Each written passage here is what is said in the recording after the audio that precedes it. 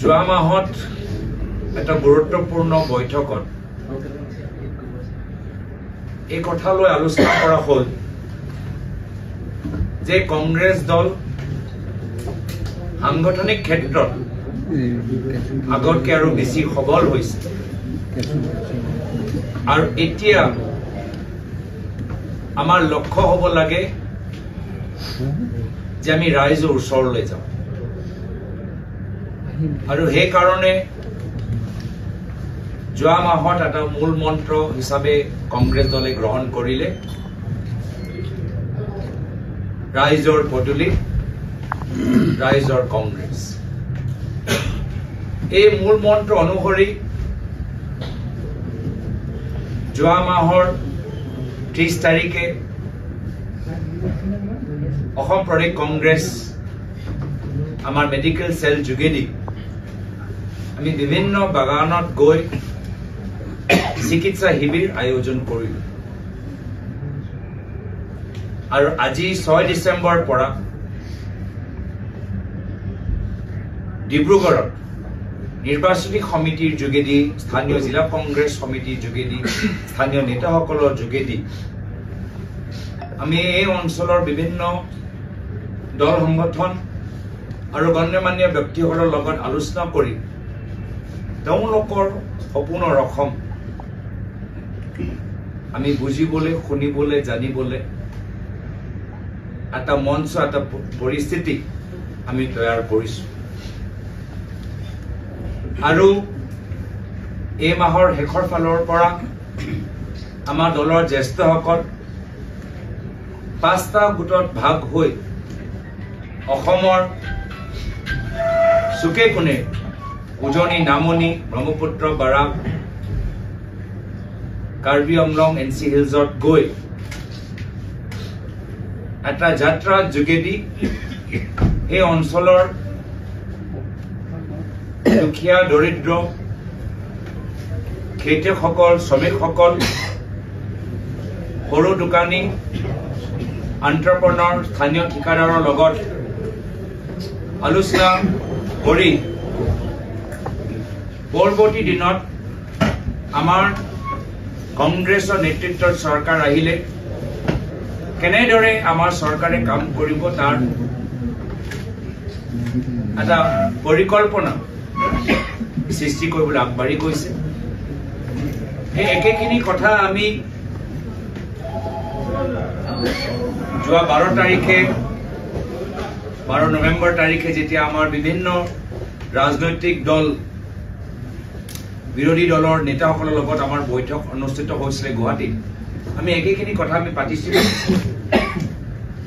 যে আমি মাত্ৰ ৰাজনৈতিকভাৱে বৰ্তমান চৰকাৰক সমালোচনা কৰিলে নহব আজিৰ তাৰিখত যুৱক সমাজ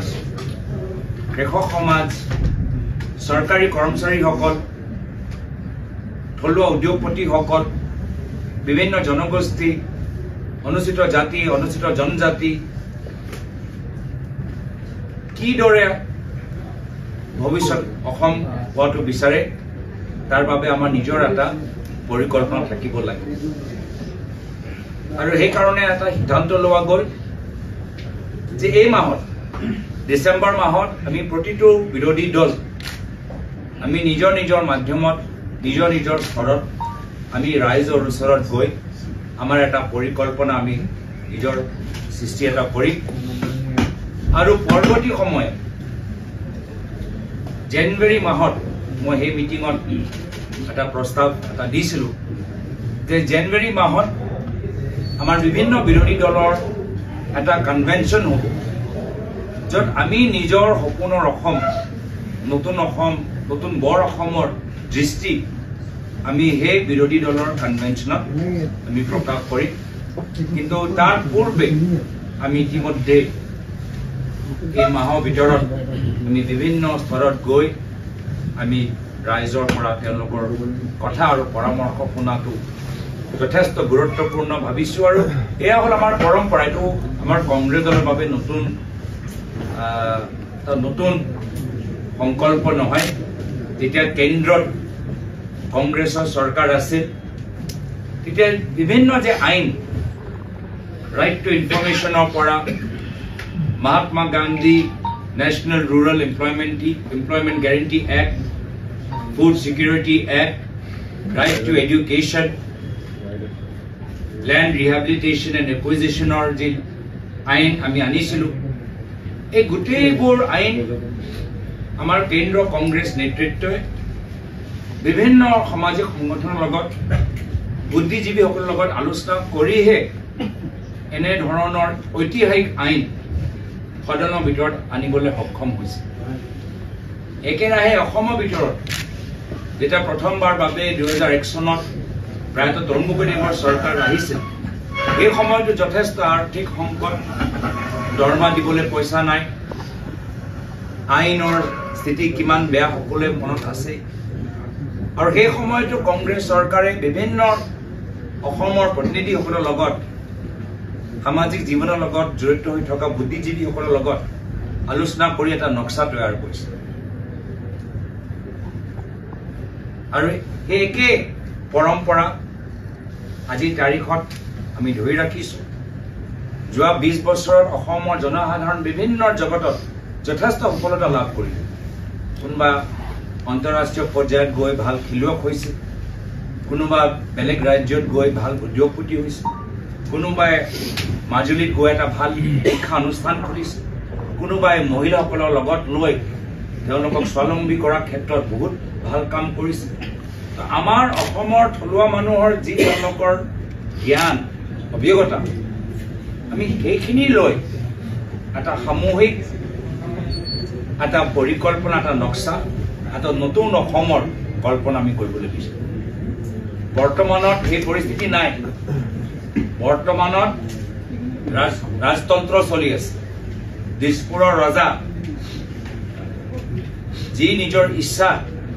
সেইখিনিয়ে কাম কৰে চৰকাৰী বিষয়াসকলে যদি প্ৰতিবাদ কৰে এই 108 এম্বুলেন্সে হওক বা পলিটেকনিকৰ ফাউণ্ডাৰ ফেকাল্টিয়ে হওক মাত্ৰ প্ৰতিবাদ কৰাৰ কাৰণে তেওঁলোকক চাকৰিৰ পৰা টাৰ্মিনেট কৰি দিয়ে আমি ৰজাৰ দৰে থাকিবলৈ নিবিচাৰোঁ আমি সেৱকৰ দৰে থাকিবলৈ বিচাৰোঁ ৰাইজৰ সেৱক হিচাপে থাকিবলৈ বিচাৰোঁ আৰু সেইকাৰণে ৰাইজৰ পৰা আমি পৰামৰ্শ লোৱাটো আমাৰ কৰ্তব্য আমাৰ পৰম্পৰা আমাৰ আদৰ্শ এইখিনিয়ে কথা আজি আপোনালোকৰ মাজত আমি প্ৰকাশ কৰিবলৈ বিচাৰিছোঁ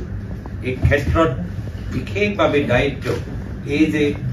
মানুহৰ মাজত যোৱা কংগ্ৰেছৰ নেতৃত্বক ভাগ কৰা বিভিন্ন দল সংগঠন বুদ্ধিজীৱীসকলৰ লগত মত বিনিময় কৰাৰ ক্ষেত্ৰত বিশেষভাৱে দায়িত্ব আমাৰ ইস্তিহাৰ কমিটি মাননীয় প্ৰদ্যুৎ বৰদলৈ ডাঙৰীয়াৰ নেতৃত্বত তেওঁলোকে লৈছে আজিও গোটেই দিনৰ যি পৰিকল্পনা পৰৱৰ্তী দিনৰ যি পৰিকল্পনা প্ৰদ্যুৎ বৰদলৈ ডাঙৰীয়াৰ নেতৃত্বত আমাৰ ইস্তিহাৰ কমিটিয়ে লৈছে আমাৰ AICC তত্ত্বাৱধায়ক জিতেন্দ্ৰ সিং ডাঙৰীয়া আমাক পৰামৰ্শ দিয়ে থাকে মই আশাবাদী যে এটা বিভাজনৰ অসমৰ পৰা আমি এটা নতুন বৰ অসমলৈ ৰাইজৰ সহযোগত আমি আগুৱাই যামগৈ আৰু এই ক্ষেত্ৰত সকলোৰ সহায় আমি বিচাৰিছোঁ ধন্যবাদ